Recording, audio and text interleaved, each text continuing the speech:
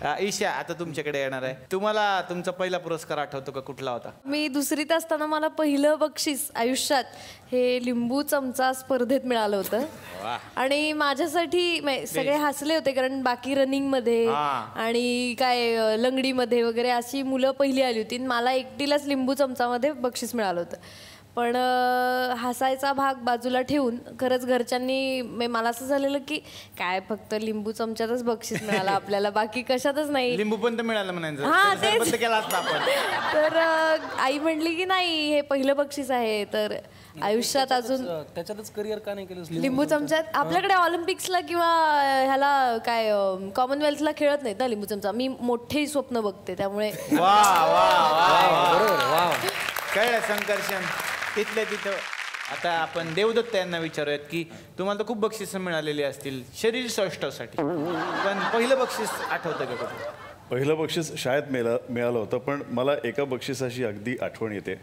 कॉलेजला होतो अलिबागला, JSM कॉलेजला, आणि सर्वात ज्युनियर असून सुद्धा मी त्या तिकडे मुंबई युनिव्हर्सिटीमध्ये पर्सनॅलिटी कॉन्टेस्ट याच्यामध्ये भाग घेतला होता. अलिबागहून मुंबईला जाऊन कॉम्पिटिशन करणं वगैरे हे फार तिकडे म्हणजे पचणारी गोष्ट नव्हती अशी. म्हणून जो आमच्या कॉलेजचा एंट्रन्स आहे त्याच्यासमोर एक नोटीस बोर्ड असायचा. त्या नोटीस बोर्डवर अगदी फार विचित्र असं चित्र काढलेलं माझं, आणि त्या तिकडे मिस्टर मुंबई युनिव्हर्सिटी, देवदत्त नागे असं बरंच काय काय विचित्र काय काय लिहिलं होतं. आणि तो बराच दिवस तसाच बोर्ड होता. पण नंतर आमचे जे इन्चार्ज होते अनिल पाटील सर, त्यांनी मला काही दिवसानंतर फोन केला की अरे तुला त्या कॉम्पिटिशनमध्ये सिल्वर मेडल मिळालेलं आहे, तुझं गोल्ड मेडल जस्ट हुकलेलं आहे. आणि त्याच बोर्डवर जिथे माझी विटंबना म्हणा किंवा असं काही झालं होतं, त्याच बोर्डवर मला कॉम्प्लिमेंटचा किंवा कॉंग्रॅच्युलेशनचा फार सुंदर असं मेसेज त्या तिकडे दिला. वा वा वा वा वा वा. सुरभीला आता मला विचारायचं की तुमचं पहिलं बक्षीस किंवा पहिली शब्बासकी आठवते का? फ्रेंडशिप डे होता, तिसरीत वगैरे असेल मी तेव्हा, आणि त्या काकूंना न दिसता तो बेल्ट चोरायचा आहे असं आम्ही मैत्रिणींनी ठरवलं होतं. म्हणजे दुकानदार आणि दुकानदार त्या काकू होत्या, आणि त्या तिकडे बघत असतील तेव्हा पटकन असे पिंक कलरचा एक असा जाड जो मला खूप आवडला होता, तो असा पूर्ण मी ती रीळ त्यांना न सांगता बॅगमध्ये टाकून घरी चोरून आणली होती. बापरे. आणि खूप आनंदात आईला असं सांगितलं होतं की ये, मी याचे पैसेच दिले नाही आहेत. आणि आईने पण मला तेव्हा, आई काहीच बोलली नाही मला, आणि सकाळी उठून मी आईला अजूनही फ्रेंडशिप बेल्ट बांधते, तिने पण मला बांधला. आणि मी तिला बांधल्यानंतर मला जो तो बँड आवडला होता, जो मी चोरून आणला होता पिंकवाला, तो आईने माझ्या दोन्ही हाताला असा गुंडाळत होती. आई आधी मला वाटलं की ही जस्ट बांधतीये, तर तिने पूर्ण हातभर तो गुंडाळला आणि मला म्हणाली की आता हे पैसे घे आणि याच हाताने त्या काकूंना पैसे द्यायचे याचे. वा वा वा. आणि मी ते पैसे दिले, आणि तेव्हा त्यांनी मला त्याच्याऐवजी अजून 3 बँड्स गिफ्ट म्हणून दिल्या. आणि ते माझी पहिले बक्षीस होतं की तू प्रामाणिकपणे याचे पैसे आणून दिले, आणि यानंतर असं कधी करू नको. म्हटलं नाहीच करणार ऑब्व्हियसली, पण ते खूप छान बक्षीस. तुम्ही पैसे दिले की 3 गोष्टी मिळतात? नाही ना, आता लहान पण नाही राहिले मी, नाही तुम्हाला बक्षीस मिळालं होतं. तुम्हाला आता फुकट देतात.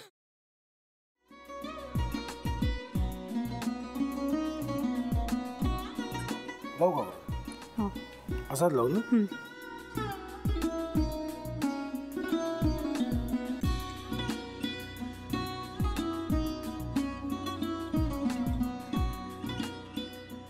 आता काय करायचंय? आता आपण ड्राय स्टफिंग दुसरं काय करणार आपण त्यात? आपण ह्याच्यात मेयोनीज न टाकता बाकीचे सगळे साहित्य टाकायचे. अच्छा, हे सगळं. ऋतू, माझा तर विश्वासच बसत नाहीये. म्हणजे अगं बहिणी आमचं लग्न व्हावं म्हणून किती प्रयत्न करत होती, आणि ते सगळं करताना की शिवच्या आम्हाला माहिती पुरवते. नाही, मला नाही वाटत. गौरी खूप चांगली आहेस म्हणून तुला सगळं जगत चांगलं दिसतं, पण शिव उगाच बोलला असेल का? त्याच्यावर विश्वास नाहीये का तुझा? शिववर पूर्ण विश्वास आहे मी तुम्हाला, पण तो आता हे जे काही करतोय ना, म्हणजे निशा बहिणी समोर त्या राधिका सोबत फिरण्याचं नाटक वगैरे, ते त्याचा काही उपयोग होणार नाहीये. अगं असं कसं म्हणतो? अगं निलिमा, जतीन भाईंचा कॉल आहे. हो माहितीये, रिसीव कर ना. अगं बघ, कट झाला. आता तू रिसीव्ह केला नाहीस म्हणून ते मला करतील. बघ पुन्हा आला बघ. घे बघू. पण हे एक ना एक दिवस घडणारच होतं. आता मला कळलं तुम्ही 2 दिवस झाले काय सांगत होता ते. बनू हे संकेत असतात आणि हे ठरवून येत नसतात. मी बाहेर तुमची वाट बघते.